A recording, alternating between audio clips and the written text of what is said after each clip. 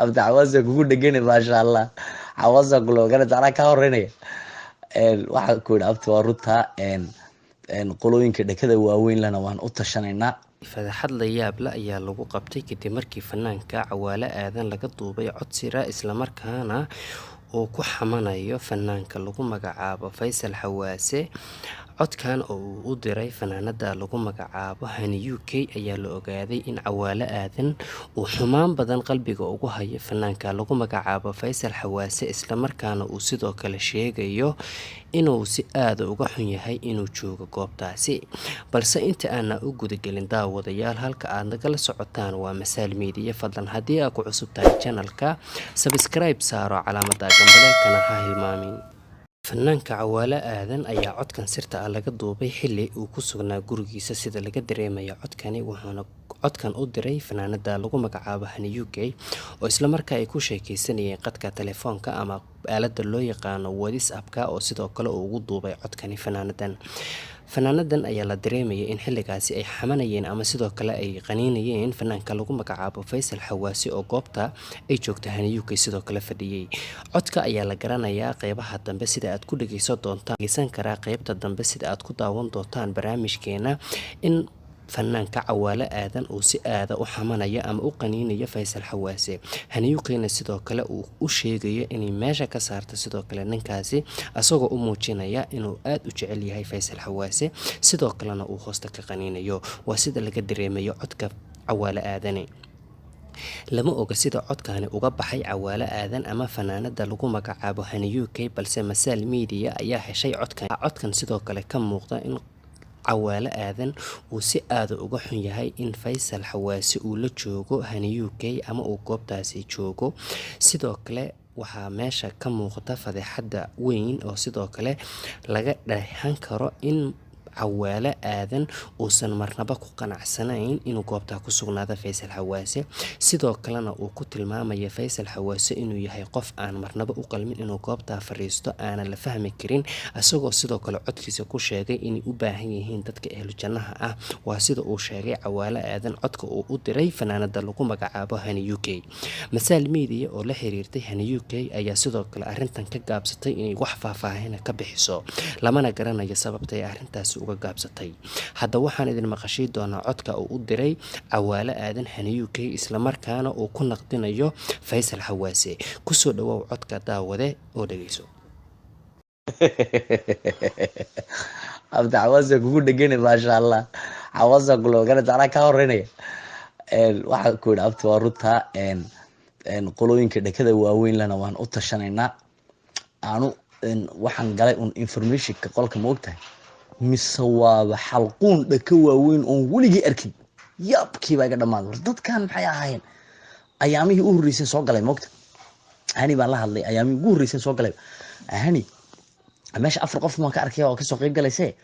Waxa ku jirana way tiro badan yihiin. Si wax u jiraan.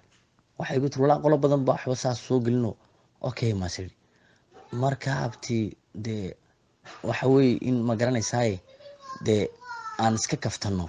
oo wixii inaga nagu ekaada qurux badan. Haddii Facebook hadii la isku sugayo isbaara taalo oo isbaara weyn Facebook la dhigtay oo de Britain YouTube kala dhiganayo, waa halis abti wallahi billah. Marka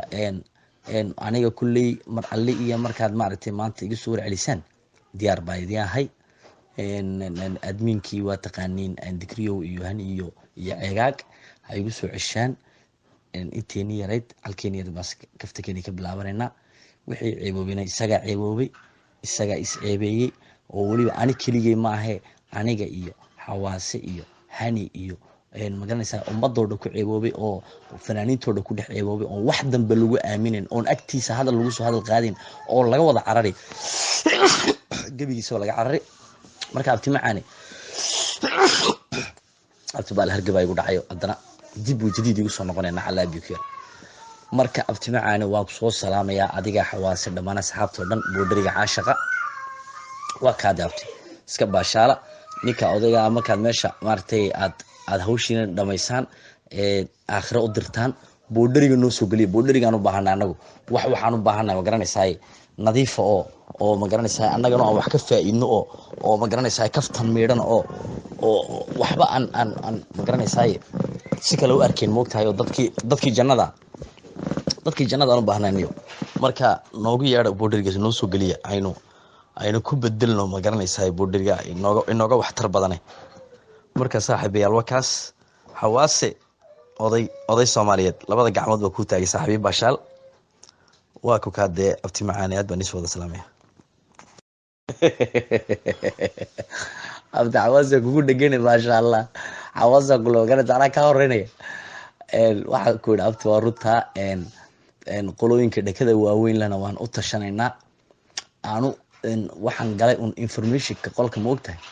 mise waaba xalquun dhaka waaweyn oon weligii arkin yaabkii baa iga dhamaaday war dadkan maxay ahaayeen ayaamihii u horreysay soo galay moogta hani baan la hadlay ayaamihii ugu horreysay soo galay hani meesha 4 qof ma ka arkay oo ka soo qayb galaysay waxa ku jirana way tiro badan yihiin si wax u jiraan waxay ku turula qolo badan baa waxba saas soo gelino okay ma sir marka abti de waxa way in ma garanaysaay de aan iska kaftano oo wixii inaga nagu ekaada qurux badan hadii Facebook hadii la isku sugayo isbaara taalo oo isbaara weyn Facebook la dhigtay oo de Britain YouTube kala dhiganayo waa halis abti wallahi billah marka aniga kulli mar alli iyo markaad maaragtay maanta iga soo warcelisaan diyaar baa idin ahay adminkii waa taqaaniin digriyo iyo hani iyo ceegaag ay igu soo ceshaan inteeni yarayd halkeeni yar bas kaftakeeni ka bilaabanayna wixii ceeboobina isaga is ceebeeyay oo waliba ani keligay ma ahe aniga iyo xawaase iyo hani iyo magaranaysaa ummadooda ku ceeboobay oo fanaaniintooda ku dhex ceeboobay oo wax dambe lagu aaminin oo agtiisa hadal lagu soo hadal qaadin oo laga wada carari gabigiisa laga carari marka abti macaani abti baa hargabay ugu dhacayo hadana dib u jadiid igu soo noqonayna calaabiyo marka abti macaani waa ku soo salaamaya adiga xawaase dhamaan asxaabtoo dhan boodheriga caashaqa waa ka daabtay iska baashaala ninka odayga markaad meesha maartay aad hawshiina dhameysaan aakhira u dirtaan boodheriga noo soo galiya boodherigaan u baahanaa anagu waxaan u baahanaa ma garanaysaay nadiifa oo ma garanaysaay annagana aan wax ka faa'iidno oo ma garanaysaay kaftan meedhan oo waxba aan ma garanaysaay si kale u arkeen moogtahay oo dadkii jannada aan u baahnaaniyo marka noogu yeedha boodherigaas noo soo geliya aynu ku bedelno ma garanaysaay boodheriga inooga waxtar badane marka saaxiibayaal wakaas xawaase oday Soomaaliyeed labada gacmood baa ku taagay saaxiib Bashaal waa ku kaadee abti macaani aad baan isoo wada salaamaya Social media waxay mar walba idin soo gudbi doontaa fadhixooyinka noocan oo kale ah ee aan loo dulqaadan karin ay fanaaniintu isku diraan markasta. Social media kama ahan inay idin soo gudbiso waxyaalo xumaana balse waxaan markasta jecelnahay in dadka u soo gudbino xaqiiqooyinka ku gadaaman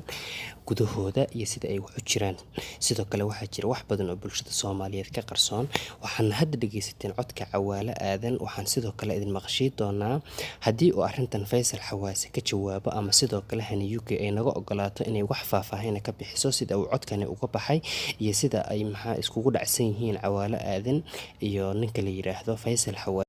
fanaan oo ku nool wadamadaasi horumaray ee qaaradda Ameerika iyo Yurub.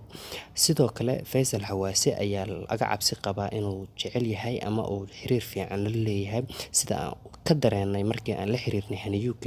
inay aad isku jecel yihiin isla markaana uu ka masayrsan yahay arrintaasi asagoo sidoo kale ka carooday inay labadoodu isu goob joogaan waxaana laga dareemi karaa codka uu u duubay hani UK waa Cawaale Aadan ayaa dhawaan ka soo laabtay dalka Canada sidoo kalena ugu laabtay dib dalkii hore ee uu ka soo jeeday ee Djibouti iyadoo sidoo kalena la sheegay inuu cafis ka helay madaxweynaha dalka Djibouti Ismaaciil Cumar Geele oo ay si aad iskaga soo horjeedeen siyaasadda dalkaasi asagoo Cawaale Aadan la sheegay inuu dhowr heesood u qaaday madaxweynaha dalkaasi Ismaaciil Cumar Geele oo sidoo kale ku dhaliilaya maamulkiisa balse waxay dhawaan la sheegay in labadaasi waa Ismaaciil Cumar Geele iyo Cawaale Aadan ay heshiis kala saxiixdeen isla markaana ay ku noolaanayaan nabad labadooda dhexmartay balse waxaan idin soo gudbi doonaa sida arrintan ay uga jawaabaan Cawaale Aadan iyo Faysal Xawaase ama hani UK intaas ayaan kusoo gabagabaynaynaa waxaad nagala socotaan Social Media fadlan haddii aad ku cusubtahay channelka subscribe saaro.